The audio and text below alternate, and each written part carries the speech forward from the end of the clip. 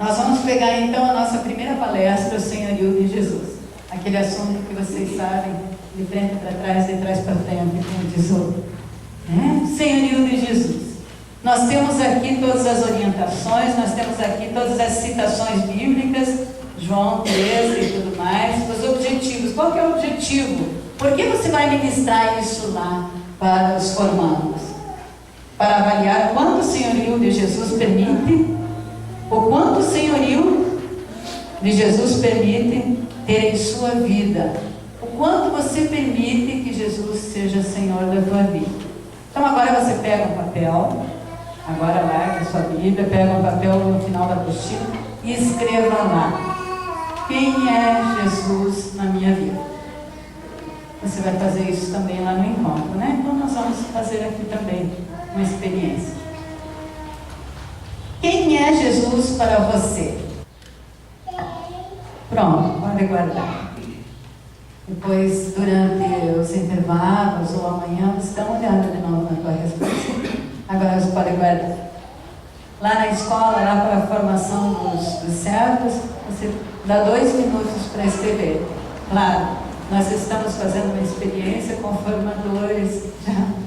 Mas é para você lembrar-se de fazer isso lá na escola, né? No retiro da escola, para pessoas principiantes que estão querendo ser servos, né?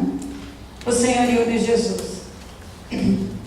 O objetivo de nós ministrarmos esse ensino do senhorio de Jesus lá na escola é para dar, para que a pessoa acorde para a importância que tem o senhorio de Jesus para a vida, para a felicidade, para a alma, para o corpo, para a vida integral dela, do ser humano, né? O senhorio de Jesus. Tem que despertar isso e reconhecer essa necessidade de viver.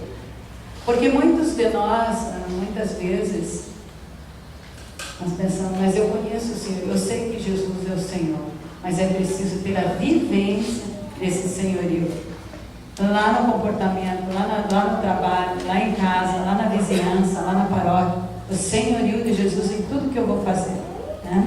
Então vamos pegar o Evangelho de Mateus capítulo 28, versículo 18. 28 ou 18.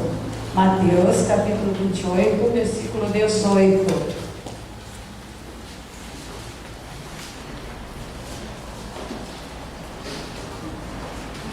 Quando Jesus afirma o seu senhorio. Evangelho de São Mateus 28, 18. Eu vou ler ali um pouquinho antes, para você se situar. Depois da ressurreição de Jesus, quando ele aparece aos discípulos.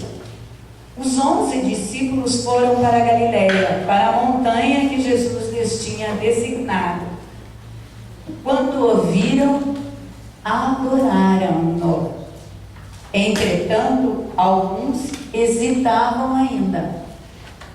Mas Jesus, aproximando-se, lhes disse: toda a autoridade me foi dada no céu e na terra.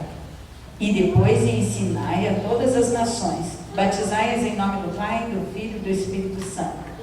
Ensinai-as a observar tudo o que vos prescrevi.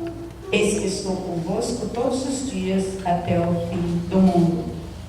Então você vê, no versículo anterior, alguns dos discípulos adoraram, prostraram-se para adorar. Outros ficaram meio em dúvida: será que nós vamos adorar? Será que não?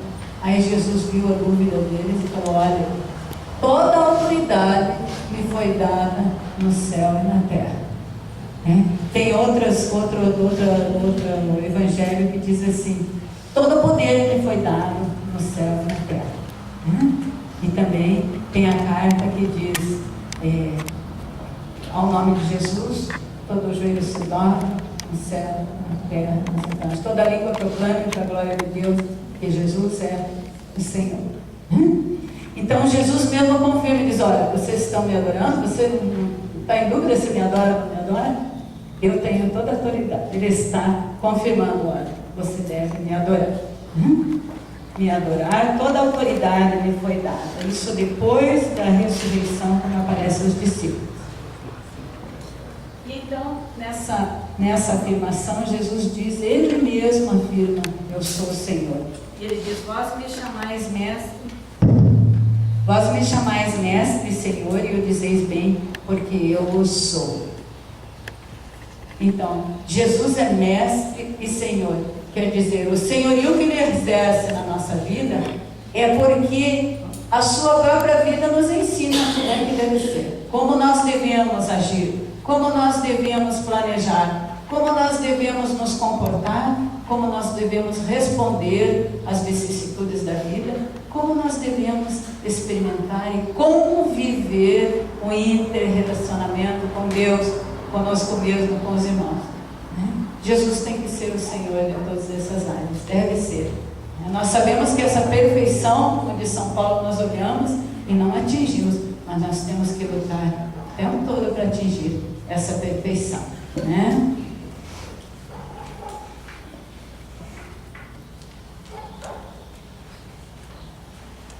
Se Jesus diz que Ele é o Senhor, Ele mesmo afirma o seu senhorio e a sua autoridade, podem me adorar, sou eu mesmo, Senhor. É porque não existe outra autoridade superior a Ele, não existe outro poder, né? Se Ele é todo poder e toda autoridade. Depois Jesus também diz, eu sou o caminho, ninguém vai ao Pai se não for por mim, eu sou o caminho. Jesus tem toda a autoridade, devemos adorá-lo. Jesus é o caminho, o único caminho, notem, Jesus não diz, eu sou um dos caminhos. Não sou um dos caminhos, eu sou o caminho no singular, né? Aquele caminho, só aquele que leva a Deus Pai. E Jesus diz assim, que Ele quer, porque Ele diz assim, nem todo aquele que me diz Senhor, Senhor, entrará no reino dos céus, né? Senhor, Senhor, eu estou proclamando o senhorio de Jesus, mas aquele que faz a vontade do meu Pai. Então Deus quer que nós, além de proclamarmos com a nossa língua, vivamos o senhorio de Jesus. Ainda mais nós que somos, né, vistos como formadores, como gente de igreja. Olha aquela lá, olha aquele lá, eles trabalham na igreja.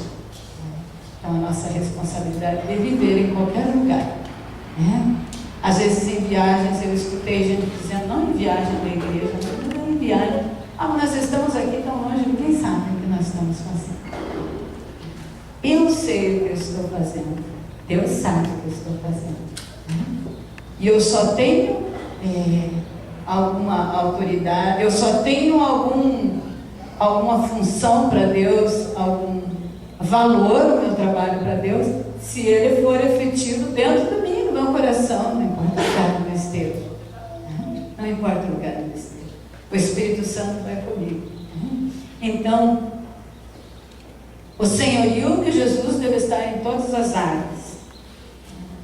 Então, mas como o Senhor respeita a nossa liberdade, Ele quer que nós nos entreguemos, né? Ele quer a nossa liberdade. Tinha um pregador que dizia assim para nós, olha, se eu fosse Deus, não teria dado essa liberdade, porque é um perigo, essa liberdade aí que é o perigo. Mas Deus é Deus. As suas intenções, a sua sabedoria está muito acima da nossa compreensão. E Ele nos dá total liberdade. Não só no nosso batismo, na nossa escolha de trabalho na igreja, nossa escolha de fé, mas todos os dias, hoje, nós temos a liberdade de escolher. Escolher o que fazer, o que querer, o porquê lutar, né? Nós temos que assumir também este senhorio de Jesus, assumir em nossas vidas, como alguma coisa que faz parte de nós, como alguma coisa que nós vivenciando, nós vamos ensinar muito mais do que pregando, do que dando conselhos, né?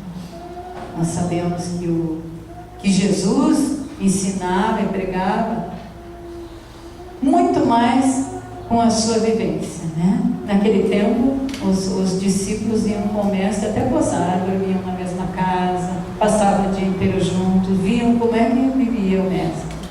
Então Jesus vivia o que pregava. Jesus quer que escolhamos livremente. Então depois também nós falamos das falsas doutrinas, né, nesse encontro. Se Jesus é o Senhor da mente, do coração, do meu ser integral, eu não posso misturar, fazer uma mistura. Então não, mas de vez em quando a gente pode ler aquele livreto do Seixo Noivro, que é tão bonito, né? E aquele horóscopo lá, não, mas não é por nada, é só para dar uma olhadinha. Será que eu vou dar uma olhadinha? Só para dar uma olhadinha? Por que a curiosidade me vem de dentro? Por quê? Porque a pessoa está tomada por uma força que ela mesma deu lugar, né? Se eu tenho um ímpeto de alguma coisa, uma curiosidade de alguma coisa, é porque eu já estou desejando ver alguma coisa, né? Deus, como diz o profeta, Ele é ciumento, Ele nos quer integralmente. A nossa vontade, né? Você fica livre. Santo Agostinho diz assim: Deus, que não nos pediu licença para nos criar, vai nos pedir licença para nos salvar. Ele quer que nós queiramos a Ele livremente, com liberdade. Deus, que não pediu licença para me criar, Ele pede licença para me salvar. Porque Ele nos deu essa liberdade. Nós somos livres para escolher. E nós sabemos que, vivendo esta vida cheia de vicissitudes, de contrariedades, de lutas, de dificuldades, familiares e monetárias e de toda espécie de dificuldade, aquele que não vive o senhorio de Jesus, aquele que não vive com Deus, ele sofre também. Ele sofre também.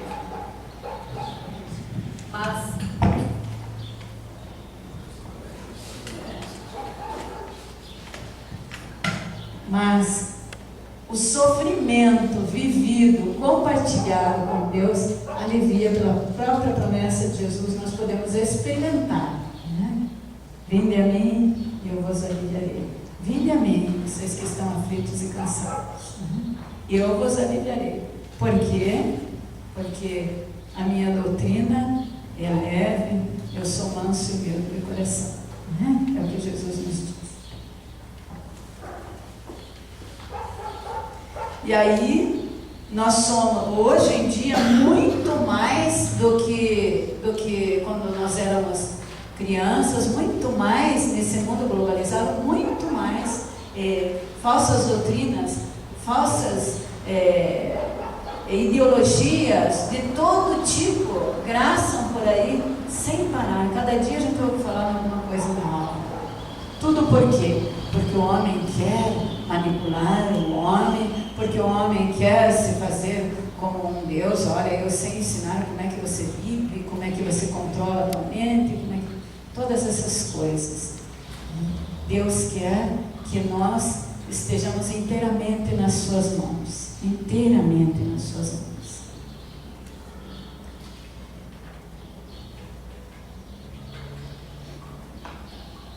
Então, nós temos que levar esse formando a ter esse encontro pessoal com Deus e a compreender com o seu coração.